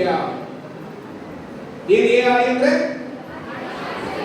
ನೀವೆಲ್ಲ ಬಳಸ್ತಿರಲ್ಲ, ಚಾಟ್ GPT ಅಂತ ನೋಡ್ತಿರಲ್ಲ, ಅದು ಇಷ್ಟರಲ್ಲಿ ಎಲ್ಲ ಮಾಹಿತಿ ಕೊಟ್ಬಿಡ್ತದೆ.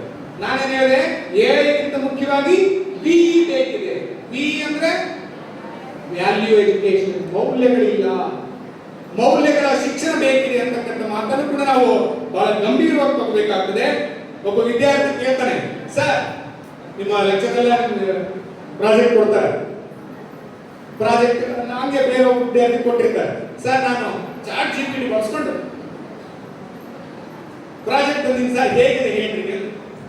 ಆ ಲೆಕ್ಚರ್ ನೋಡಿ ಚೆನ್ನಾಗಿದೆಯಪ್ಪ, ಅವನಿಗೆ ಅಷ್ಟೇ ಸಮಾಧಾನ ಆಗಿಲ್ಲ, ಅವನಿಗೆ ಒಳ್ಳೆ ರೀತಿಗೆ ರೆಸ್ಪಾಂಡ್ ಮಾಡಿ ಚೆನ್ನಾಗಿದೆಯಪ್ಪ. ಯಾಕೆ ಸರ್ ಚೆನ್ನಾಗಿಲ್ವಾ? ಸರಿ, ಚಾಟ್ GPT ಅಂತ ನೀವು ಪ್ರಾಜೆಕ್ಟ್ ತಂದು ಕೊಡ್ತು, ಆದ್ರೆ ನಿನ್ನ ಜೀವನವನ್ನ ಚಾಟ್ GPT ರೂಪಿಸ್ತದ? ನಿನ್ನ ಪರಿಶ್ರಮ ಎಲ್ಲಿ? ನಿನ್ನ ಜ್ಞಾನವನ್ನ ತಿಳಿಯುವ ಹಂಬಲವನ್ನ ಚಾಟ್ GPT ಕೊಡ್ತು. ನೀನು ಪುಸ್ತಕ ಓದಿಲ್ಲ, ಕಾಪಿ ಅಂಡ್ ಪೇಸ್ಟ್ ಮಾಡಿದೀಯಾ, ಹಾಗಾಗಿ ಇದು ನಿನಗೆ ಮಾರ್ಕ್ಸ್ ತಂದು ಕೊಡ್ತದೆ, ನಾಲೆಡ್ಜ್ ತಂದು ಕೊಡಲ್ಲ ಅಂತಕ್ಕಂಥ ಮಾತನ್ನ ಒಂದು ವಿಡಂಬನೆ ರೀತಿಯಲ್ಲಿ ಹೇಳ್ತಾರೆ. ಬಂಧುಗಳೇ, ಅದಕ್ಕೆ ಹೇಳ್ತೇನೆ, ದೊಡ್ಡವರು ಹೇಳ್ತಾರೆ, ವಿದ್ಯೆ ವಿನಯವನ್ನು ಕೊಡದಿದ್ರೆ ಅದು ಅಪೂರ್ಣ. ವಿದ್ಯೆ ವಿನಯ ಎರಡು ಜೊತೆಗಿದ್ರೆ ಮಾತ್ರ ಸಾಧ್ಯ, ಒಳ್ಳೆಯ ಗುಣ ಬೆಳೀತದೆ. ಸರ್ವಜ್ಞ ಹೇಳ್ತಾರೆ, ಕಲಿತವನಿಗೆ ಲೋಕವೆಲ್ಲ ಬಂದು, ಕಲಿತವನಿಗೆ ಲೋಕವೆಲ್ಲ ಬಂದು. ಸರ್ವಜ್ಞನಿಗೆ ಒಂದು ಮನೆ ಇರಲಿಲ್ಲ, ಒಂದು ಮಠ ಇರಲಿಲ್ಲ, ಅವನ ಉಡುಗೆ ಗೊತ್ತಿದೆ, ಒಂದು ಲಂಗೋಟಿ ಬಿಟ್ಟರೆ ಏನಿರಲಿಲ್ಲ. ಆದ್ರೆ ಅಥವಾ ಶ್ರೇಷ್ಠ ತತ್ವಜ್ಞಾನಿಯಾಗಿ ತ್ರಿಪದಿಗಳನ್ನು ರಚಿಸಿ ನಾವು ಸತ್ತು ನಮ್ಮ ಮೊಮ್ಮಕ್ಕಳು ಸತ್ತು ಕೂಡ ಅವರು ಅಮರರಾಗಿರ್ತಾರೆ. ಯಾಕೆಂದ್ರೆ ಅವನ ಹತ್ರ ಜ್ಞಾನ ಇತ್ತು. ಜ್ಞಾನಿ ಅಲ್ಲ, ನಾನು ಹೇಳಿದೆ, ಎಲ್ಲವನ್ನು ಪಡೆಯುತ್ತಾನೆ, ಜ್ಞಾನಿಗೆ ಎಲ್ಲವೂ ಸಿಗುತ್ತದೆ ಅಂತ ಹೇಳ್ತಾರೆ. ಹಾಗೆ ಬಸವಣ್ಣ ಹೇಳ್ತಾರೆ, ಕಾಯಕವೇ ಕೈಲಾಸ. ಇಲ್ಲಿ ಸರ್ವಜ್ಞನ ಮಾತು ಮತ್ತು ಬಸವಣ್ಣನ ಮಾತು ತೆಗೆದುಕೊಳ್ಳೋದಾದ್ರೆ ಬರೀ ಜ್ಞಾನ ಈ ಜಗತ್ತಿಗೆ ಸಾಲದು, ಜ್ಞಾನಕ್ಕೆ ತಕ್ಕುದಾದ ಕೆಲಸವನ್ನು ಮಾಡಬೇಕು, ಕಾಯಕದಲ್ಲಿ ಕೈಲಾಸವನ್ನು ಕಾಣಬೇಕು ಅಂತಕ್ಕಂಥ ದಾರ್ಶನಿಕರ ಮಾತುಗಳನ್ನು ನಾವು ನಿಮ್ಮಲ್ಲೆಲ್ಲ ನಮ್ಮ ಜೀವನದಲ್ಲಿ ಅಳವಡಿಸಬೇಕು. ಮಕ್ಕಳೇ, ಇವತ್ತು ಮೊಬೈಲ್ ಚಾರ್ಜ್ ಇಲ್ಲ ಅಂದ್ರೆ ನಾವು ಏನ್ ಮಾಡ್ತೀವಿ? ಬೆಳಗ್ಗೆ ತಕ್ಷಣ ಕಾಲೇಜಿಗೆ ಬರ್ತಾರೆ, 100% 1% ಇದ್ರು ಕಡಿಮೆ ಇದ್ರು ಚುಚ್ಚಿಗೆ 100% ತಗೊಂಡು ಬರ್ತೀವಿ. ಯಾಕಂದ್ರೆ ಸಂಜೆ ಅವ್ರಿಗೆ ಬೇಕಲ್ಲ, ರೀಲ್ಸ್ ನೋಡಕ್ಕೆ, ರೀಲ್ಸ್ ಮಾಡಕ್ಕೆ, ವಿಡಿಯೋ ಯೂಟ್ಯೂಬ್ ನೋಡ್ಲಿಕ್ಕೆ. 1% ಕಡಿಮೆ ಆದ್ರೆ ನಮಗೆ ಡಬಲ್ ಅಂತದೆ. ಆದ್ರೆ ನಮ್ಮಲ್ಲಿ ಉತ್ಸಾಹ ಕಡಿಮೆ ಆದಾಗ ನಮ್ಮನ್ನು ರೀಚಾರ್ಜ್ ಮಾಡೋರು ಯಾರು? ನೀವು ಸ್ಪೋರ್ಟ್ಸ್ ಎಲ್ಲ ಹೋಗ್ತೀರಿ, ನಿಮ್ಮ ಅಪ್ಪ ಅಮ್ಮ ಬಂದಿರಲ್ಲ ಅಲ್ಲಿಗೆ, ನಿಮಗೆ ಕೋಚ್ ಕೊಟ್ಟ ನಿಮ್ಮ PE ಟೀಚರ್ ಅಂತ ನಿಮ್ಮ ಲೆಕ್ಚರರು ಅವರೇ ಓಡ್ತಿರ್ತಾರೆ, ಓಡು ಅಂತೇಳಿ. ಸೊ ನಿಮ್ಗೆ ಉತ್ಸಾಹ ಕಡಿಮೆ ಆದಾಗ ರೀಚಾರ್ಜ್ ಮಾಡ್ತಕ್ಕಂಥವ್ರು ನಿಮ್ಮ ಗುರುಗಳು. ಅಂತ ಗುರುಗಳನ್ನ ಯಾವತ್ತೂ ಮಿಸ್ ಮಾಡ್ಕೋಬೇಡಿ. ಬಂಧುಗಳೇ, ಇನ್ನೊಂದು ಪ್ರಶ್ನೆ ನಿಮಗೆ, ಮಾಡ್ತೀರಲ್ಲ? ಏನ್ ಮಾಡ್ಬೇಕೀಗ? ಪ್ರಶ್ನೆ ಕೇಳ್ಬೇಕಾ? ಓಕೆ, ಏನ್ ತೊಂದರೆ ಇಲ್ಲ. ಅವರು ನಿಮ್ಗೆ ನಿಮ್ ಟೀಚರ್ಸ್ ಒಂದು ಪಾಠ ಹೇಳಿರ್ಬೋದು, ಒಂದು ಸಲಹೆ ನೀಡಿರ್ಬೋದು, ಒಂದು ತಪ್ಪನ್ನು ತಿದ್ದಿರ್ಬೋದು, ಒಂದು ಅವಕಾಶ ಕೊಟ್ಟಿರ್ಬೋದು. ಇಂದು ನಾವು ನೀವು ಇಲ್ಲಿ ಕುಳಿತಿದ್ದೀವಿ ಅಂದ್ರೆ ನಮ್ಮ ಹಿಂದೆ ನಮ್ಮ ತಂದೆ ತಾಯಿಗಳೇ ನಮ್ಮನ್ನು ಇಲ್ಲಿ ಮುನ್ನಡೆಸ್ಕೊಂಡು ಬಂದಿರೋರು ನಮ್ಮ ನಿಮ್ಮ ಗುರುಗಳು. ಸೊ ಗುರುಗಳು ಅಂದ್ರೆ ಕೇವಲ ಸಂಬಳಕ್ಕಾಗಿ ಕೆಲಸ ಮಾಡುವ ವ್ಯಕ್ತಿ ಅಲ್ಲ, ಅದೊಂದು ದೈತ್ಯ ಶಕ್ತಿ. ವಿದ್ಯಾರ್ಥಿಗಳ ಯಶಸ್ಸನ್ನ ತನ್ನ ಸಂತೋಷ ಅಂತ ಭಾವಿಸ್ತಕ್ಕಂಥವ್ರು. ನೀವು ಡಾಕ್ಟರ್ ಆಗಲಿ, ಎಂಜಿನಿಯರ್ ಆಗಲಿ, ಸೈನಿಕರಾಗಲಿ, ಏನೇ ಆಗಲಿ, ಬಹಳ ಖುಷಿ ಪಡತಕ್ಕಂಥ ಮೊದಲ ವ್ಯಕ್ತಿ ಅಂದ್ರೆ ಅದು ನಿಮ್ಮ ಗುರುಗಳು. ಸೊ ಬಸವಣ್ಣವರು ಹೇಳಿದ ಹಾಗೆ ಗುರುವಿನ ಗುಲಾಮನಾಗುವ ತನಕ ದೊರೆಯದನ್ನ ಬುದ್ಧಿ ಎನ್ನುವ ಮಾತನ್ನ ನಾವು ಅಳವಡಿಸ್ಕೋಬೇಕು. ಗುರುವಿಗೆ ಗುಲಾಮರಾಗೋಣ ಅಂತಕ್ಕಂಥ ಮಾತನ್ನ ಹೇಳ್ತಾ ಇನ್ನ 3 ನಿಮಿಷದಲ್ಲಿ ನನ್ನ ಮಾತನ್ನು ಮುಗಿಸಲಿಕ್ಕೆ ಪ್ರಯತ್ನ ಮಾಡ್ತೇನೆ. ಮಕ್ಕಳೇ, ವಿದ್ಯಾರ್ಥಿಗಳೇ, ಸ್ನೇಹಿತರೆ, ಬಂಧುಗಳೇ, ಮಿತ್ರರೇ, ಯಾಕೆ ಇವೆಲ್ಲ ಮಾತುಗಳನ್ನು ಬಳಸ್ತಾ ಇದ್ದೀರಿ?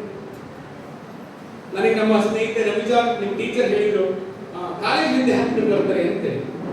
ಈ ವಯಸ್ಸಿದೆಯಲ್ಲ, ಇವಾಗ ನಾವು ಐ ಥಿಂಕ್ ಇನ್ನೊಂದು 6 ತಿಂಗಳು ಅಥವಾ ವರ್ಷ ಹೋದ್ರೆ ಇವಾಗ adult, you can lead the nation, ನಿಮಗೆ ವೋಟಿಂಗ್ ಪವರ್ ಬರ್ತದೆ. ಅಷ್ಟೇ ಅಲ್ಲ, ಇನ್ನು 3 ವರ್ಷ ಹೋದ್ರೆ ಈ ದೇಶವನ್ನು ಮುನ್ನಡೆಸುವ ನಾಯಕತ್ವಕ್ಕೆ ಕಾಲಿಡ್ತಾ ಇದ್ದೀವಿ. ಒಂದು ಪಕ್ವಗೊಳ್ಳುವ ಸಮಯ. ಹೇಗೆ ರೇಷ್ಮೆ ಗೂಡಿನಲ್ಲಿ ಚಿಟ್ಟೆ ಹುಳು ಚಿಟ್ಟೆ ಆಗ್ಲಿಕ್ಕೆ ಪರಿವರ್ತನೆ ಆಗ್ಲಿಕ್ಕೆ ಟೈಮ್ ತಗೊಳುತ್ತಲ್ಲ 2 ದಿನ, ಅಂತಹ ಸಮಯ ಈ ಕಾಲೇಜು ದಿನ. ಸೊ ಇಂಥ ಕಾಲೇಜು ದಿನಗಳಲ್ಲಿ ಇಂಥ ಒಳ್ಳೆಯ ಉಪನ್ಯಾಸ ಮತ್ತು ಇಂಥ ಒಳ್ಳೆಯ ಕಾಲೇಜಲ್ಲಿ ಕಲಿತಾ ಇದ್ದೀರಲ್ಲ, ಹಂಗಾಗಿ ಬಹಳ ಮುಖ್ಯವಾದ ಕಾಲಘಟ್ಟದಲ್ಲಿ ನಾವು ನೀವೆಲ್ಲ ಇದ್ದೀರಿ. ಸೊ ಅದಕ್ಕೆ ಎಲ್ಲ ಪದಗಳನ್ನು ಬಳಸ್ತೇವೆ. ಭಾರತದ ಭರವಸೆಯ ಬೆಳಕುಗಳು ನೀವಂತೆ ನನ್ನ ಮಾತಿನಲ್ಲಿ ಪ್ರಾರಂಭದಲ್ಲಿ ಹೇಳಿದೆ. 5 ಅಂಶಗಳನ್ನ ಇವತ್ತಿಂದ ಪ್ರಾರಂಭ ಮಾಡೋಣ. ಯಾರಾದ್ರೂ ಪ್ರಾಕ್ಟೀಸ್ ಮಾಡ್ತಾ ಇದ್ದಾರೆ ಅವ್ರಿಗೆ ಅಭಿನಂದನೆಗಳು. ಇನ್ನು ಯಾರು ಪ್ರಾಕ್ಟೀಸ್ ಮಾಡಿಲ್ವೋ ಈಗಿಂದಲೇ ಪ್ರಾಕ್ಟೀಸ್ ಮಾಡೋಣ. ಮೊದಲೇದು, ನೆವರ್ ಸ್ಟಾಪ್ ಲರ್ನಿಂಗ್. ಕಲಿಕೆಗೆ ಕೊನೆ ಇಲ್ಲ, ಕಲಿಯುವುದನ್ನ ನಿಲ್ಲಿಸಬೇಡಿ. ಎರಡನೇದು, ರೆಸ್ಪೆಕ್ಟ್ ಯುವರ್ ಪೇರೆಂಟ್ಸ್. ಮಾತೃದೇವೋಭವ ಪಿತೃದೇವೋಭವ ಬರೀ ಬಾಯಿಂದ ಬರಬಾರ್ದು, ಹೃದಯದಿಂದ ಬಂದು ಅವರ ಸಾವಿನ ಕೊನೆಯ ಕ್ಷಣದವರೆಗೂ ಅವರನ್ನ ದೇವರಂತೆ ಹೆಗಲ ಮೇಲೆ ಹೊತ್ತುಕೊಂಡು ಹೋದ ಶ್ರವಣದಂತೆ ಬದುಕಬೇಕು ನಮ್ಮ ಪೇರೆಂಟ್ಸ್ ಜೊತೆಗೆ. ಅವರಿಗೆ ಗೌರವವನ್ನು ಕೊಡೋಣ. ಎರಡನೇದು. ಮೂರನೇದು, ರೆಸ್ಪೆಕ್ಟ್ ಯುವರ್ ಟೀಚರ್ಸ್. ಗುರುಗಳನ್ನು ಗೌರವಿಸಿ. ಗುರುದಕ್ಷಿಣೆ ನಿಮಗೆ ಅವಶ್ಯಕತೆ ಇಲ್ಲ. ನಿಮ್ಮ ಹೆಬ್ಬೆರಳು ಕೇಳಲ್ಲ, ಬೆಟ್ಟ ಹೊತ್ಕೊಂಡು ಬಾ ಅಂತ ಹೇಳಲ್ಲ, ಅಂತ ಸಾಮ್ರಾಜ್ಯ ಕೊಡು ಅಂತ ಕೇಳಲ್ಲ. ನಿಮ್ಮ ಶಿಕ್ಷಕರ ನಿರೀಕ್ಷೆ ನಿಮ್ಮ ಗೌರವ, ನಿಮ್ಮಿಂದ ನಿರೀಕ್ಷೆ ನೀವು ಕೊಡುವ ಗೌರವ ಮಾತ್ರ. ಅದಕ್ಕಿಂತಲೂ ದೊಡ್ಡದು ನೀವು ನಿಮ್ಮ ಜೀವನದಲ್ಲಿ ಸಾಧನೆ ಮಾಡಿದ್ರೆ ದೊಡ್ಡ ಗೌರವ ಆಗ್ತದೆ. ನಾಲ್ಕನೇದು, ಬಿಲ್ಡ್ ಕ್ಯಾರೆಕ್ಟರ್ ಬಿಫೋರ್ ಕರಿಯರ್. ಉದ್ಯೋಗ ಏನ್ ಬೇಕಾದ್ರೂ ಮಾಡ್ಬೋದು, ಆದ್ರೆ ಕ್ಯಾರೆಕ್ಟರ್ ಅನ್ನು ಸುಲಭವಾಗಿ ನಿರ್ಮಾಣ ಮಾಡ್ಕೊಳ್ಳೋಕ್ಕಾಗಲ್ಲ. ಯಾರ ಮನಸ್ಸಿನಲ್ಲಿ ಒಳ್ಳೆಯ ಕ್ಯಾರೆಕ್ಟರ್ ಇರ್ತದೋ, ಒಳ್ಳೆಯ ಗುಣ ಇರ್ತದೋ, ಅವನು ಅತ್ಯಂತ ಶ್ರೇಷ್ಠ ಸ್ಥಾನಕ್ಕೆ ಹೋಗ್ತಾನೆ. ಅವನ ಅಂಕಗಳು ಕಡಿಮೆ ಇದ್ರು ಕೂಡ, ಇವತ್ತು ನಿಮ್ಗೆಲ್ಲ ಗೊತ್ತಿರಬಹುದು, ಪ್ರೈವೇಟ್ ಸೆಕ್ಟರ್ ಅಲ್ಲಿ ನಿಮ್ಮ ಅಂಕಗಳನ್ನು ನೋಡಿ ಕೆಲಸ ಕೊಡೋದಿಲ್ಲ. ನಿಮ್ಮ ಕೌಶಲ, ಮಾತಿನ ಕೌಶಲ ಮತ್ತು ನಿಮ್ಮ ಕಮಿಟ್ಮೆಂಟ್, ಆ ಡ್ಯೂಟಿಗೆ ನಿಮ್ಮನ್ನ ಎಷ್ಟು ಮಟ್ಟಿಗೆ ಸಮರ್ಪಣೆ ಮಾಡ್ಕೊಳ್ತೀರಿ ಅಂತ ಹೇಳಿ ಗಮನಿಸಿ ನಿಮಗೆ ಕೆಲಸ ಕೊಡ್ತಾರೆ. ಹಾಗಾಗಿ ನಮ್ಮ ಕಮಿಟ್ಮೆಂಟ್, ನಮ್ಮ ಸಂಸ್ಕಾರ, ನಮ್ಮ ವಿನಯವನ್ನು ಮೊದಲ ಆದ್ಯತೆಯಾಗಿ ಬೆಳೆಸ್ಕೊಂಡು ಅಂಕಗಳನ್ನ ಎರಡನೇ ದಾರಿಯಲ್ಲಿ ಬಳಸ್ಕೊಂಡು ನಮ್ಮ ಜೀವನದಲ್ಲಿ ಯಶಸ್ವಿಯಾಗೋಣ. ಐದನೇದು, success without values is failure in disguise. ಈ ಜಗತ್ತಿನಲ್ಲಿ ಬಹಳ ಜನ ಯಶಸ್ವಿ ವ್ಯಕ್ತಿಗಳಿದ್ದಾರೆ. ಈ ಜಗತ್ತಿನಲ್ಲಿ ಬಹಳ ಜನ ಯಶಸ್ವಿ ವ್ಯಕ್ತಿಗಳಿದ್ದಾರೆ, ಆದ್ರೆ ಒಳ್ಳೆಯ ವ್ಯಕ್ತಿಗಳ ಸಂಖ್ಯೆ ತುಂಬಾ ಕಡಿಮೆ ಇದೆ. ಒಂದೇ ಒಂದು ಉದಾಹರಣೆ ಹೇಳ್ತೀನಿ ನನ್ನ ಮಕ್ಕಳೇ. ಆಲ್ಫ್ರೆಡ್ ನೊಬೆಲ್ ಎಲ್ಲ ಗೊತ್ತಿತ್ತು, ತುಂಬಾ ಶ್ರೇಷ್ಠ ವಿಜ್ಞಾನಿ. ಆತನ ಹೆಸರಿನಲ್ಲಿ ನೊಬೆಲ್ ಪ್ರಶಸ್ತಿಯನ್ನು ಕೊಡ್ತಾರೆ. ಆತ ತನ್ನ ಬುದ್ಧಿವಂತಿಕೆಯಿಂದ ಡೈನಮಿಟ್ ಕಂಡುಹಿಡಿತಾನೆ. ಡೈನಮಿಟ್ ಇಂದ ಅಥವಾ ಸಾಮಾನ್ಯ ಬಡ ವಿಜ್ಞಾನಿ ಆದವನು $1 ಮಿಲಿಯನ್ ಗಳಿಸುವ ದೊಡ್ಡ ಶ್ರೀಮಂತ ಆಗ್ತಾನೆ. ಒಂದಿನ ಅವನಿಗೆ ಕಾಣ್ತದೆ, ನಾನು ನನ್ನ ವಿಜ್ಞಾನದಿಂದ, ನನ್ನ ಜ್ಞಾನದಿಂದ ಈ ಜಗತ್ತಿಗೆ ಏನು ಕೊಟ್ಟೆ. ಒಂದನೇ ಮಹಾಯುದ್ಧ, ಎರಡನೇ ಮಹಾಯುದ್ಧದಲ್ಲಿ ಲಕ್ಷಾಂತರ ಸೈನಿಕರ ಹರಣಕ್ಕೆ, ಮರಣಕ್ಕೆ ನಾನು ನನ್ನ ಡೈನಮಿಟ್ ಅನ್ನು ಕೊಟ್ಟೆ. ಮನುಕುಲದ ಉದ್ಧಾರಕ್ಕೆ ನನ್ನ ಜ್ಞಾನವನ್ನು ಬಳಸಬೇಕಾಗಿತ್ತು, ಮನುಕುಲದ ನಾಶಕ್ಕಾಗಿ ನನ್ನ ಜ್ಞಾನ ಬಳಸ್ತೀನಿ ಅಂತ ಹೇಳಿ ಅವರಿಗೆ ಗಿಲ್ಟ್ ಫೀಲ್ ಆಗ್ತದೆ.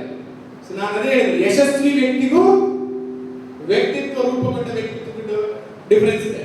ಸೊ ಆಲ್ಫ್ರೆಡ್ ನೋಬೆಲ್ ಕೊನೆಗೆ ಎಚ್ಚೆತ್ತುಕೊಂಡ್ರು. ಆದ್ರೆ ನಮ್ಮ ನಿಮ್ಮ ನಡುವೆ ಇವತ್ತು ಅನೇಕ ಶ್ರೀಮಂತರಿದ್ದಾರೆ, ದುಡ್ಡು ಗಳಿಸಿದ್ದಾರೆ, ಅವರೆಲ್ಲರೂ ಒಳ್ಳೆಯವರಿಲ್ಲ. ಒಬ್ಬ ಬಡವನಾದರೂ ಕೂಡ ಶ್ರೇಷ್ಠ ವ್ಯಕ್ತಿತ್ವವನ್ನು ರೂಪಿಸಿಕೊಂಡವರು ಇವತ್ತು ಸಾಕಷ್ಟು ಇದ್ದಾರೆ. G T Krishnamurthy, D V G ಅವರು, ಕುವೆಂಪು ಅವರು, ಅಂಬೇಡ್ಕರ್ ಅವರು, ಬಸವಣ್ಣವರು, ಇವರು ಯಾರು ಹಣ ಗಳಿಸಿಲ್ಲ. ಈ ಸಮಾಜದಲ್ಲಿ ತಮ್ಮ ಸ್ಥಾನವನ್ನು ಭದ್ರಪಡಿಸಿಕೊಂಡು ತಿದ್ದುವ ಮೂಲಕ, ಸಮಾಜವನ್ನು ತಿದ್ದುವ ಮೂಲಕ ಅಂತ ವಿದ್ಯಾರ್ಥಿಗಳು ನೀವು ಆಗಬೇಕು. ಈ 5 ಅಂಶಗಳನ್ನ ನಿಮ್ಮ ಜೀವನದಲ್ಲಿ ಬಳಸಿಕೊಳ್ಳಿ ಮಕ್ಕಳೇ.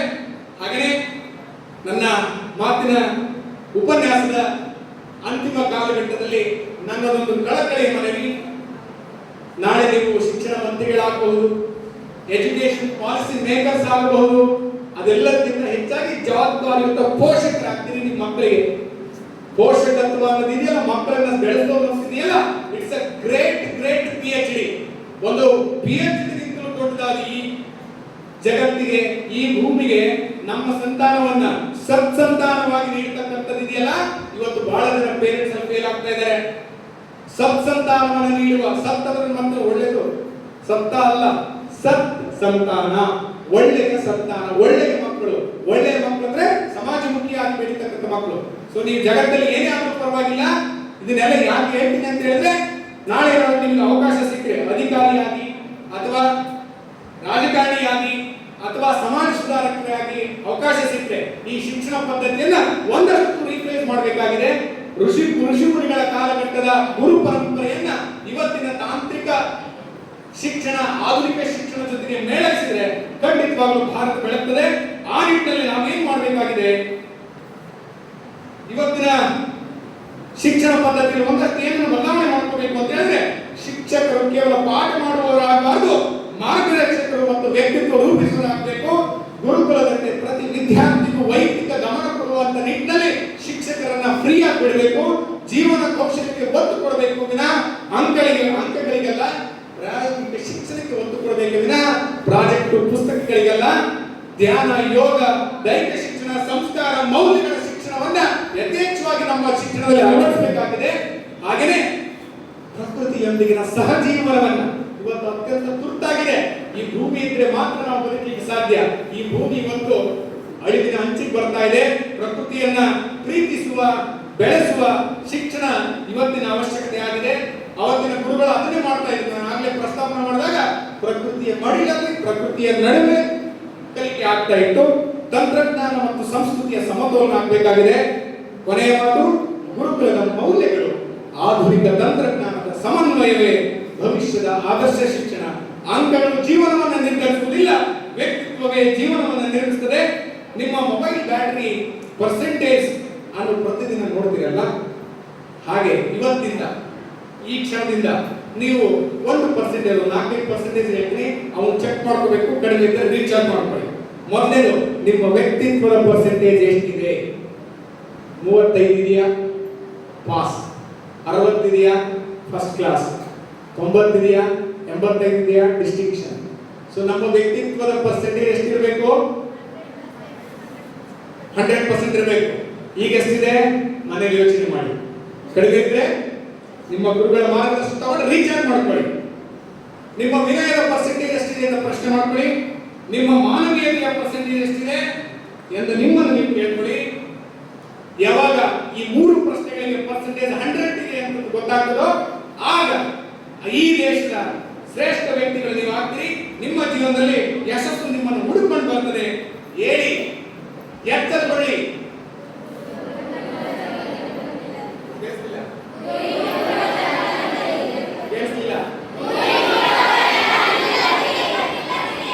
ಯಾರ ಗುರಿ? ಏನು ಗುರಿ? ಏನು ಗುರಿ? ನೀವೇನು ಅನ್ಕೊಂಡಿದ್ದೀರಲ್ಲ, ಡಾಕ್ಟರ್, ಇಂಜಿನಿಯರ್ ಅಲ್ಲ, ಈ ದೇಶದ ಭವ್ಯ ಭಾರತದ ಬೆಳಕನ್ನ ಜಗತ್ತಿಗೆ ಸಾರುವ ಶ್ರೇಷ್ಠ ವ್ಯಕ್ತಿಗಳಾಗ್ತೀವಿ ಅನ್ನೋ ಗುರಿ ಇದೆಯಲ್ಲ, ಆ ಗುರಿಯನ್ನು ಮುಟ್ಟುವವರೆಗೂ ನಿಲ್ಲದಿರಿ. ಕೈಯಲ್ಲಿ ತಂತ್ರಜ್ಞಾನ ಇರಲಿ, ಹೃದಯದಲ್ಲಿ ಸಂಸ್ಕಾರ ಇರಲಿ, ಆಗಲೇ ಶಿಕ್ಷಣ ಸಂಪೂರ್ಣ ಆಗ್ತದೆ. ಸಾಧನೆಯ ನಂತರವೂ ಕೂಡ ನಿಮ್ಮ ಗುರುಗಳು ನಿಮ್ಮನ್ನ ಮತ್ತು ನೀವು ನಿಮ್ಮ ಗುರುಗಳನ್ನ ಎಂದಿಗೂ ಮರೆಯದೆ ಬದುಕಿ ಈ ಭಾರತವನ್ನು ಬೆಳಗಿ ಗುರು ಪರಂಪರೆ ಅಮರವಾಗಲಿ. ಭಾರತ ಬೆಳಗಲಿ. ಇಷ್ಟೊತ್ತು ನನ್ನ ಮಾತುಗಳನ್ನು ಆಲಿಸಿದ ನಿಮ್ಮೆಲ್ಲರೂ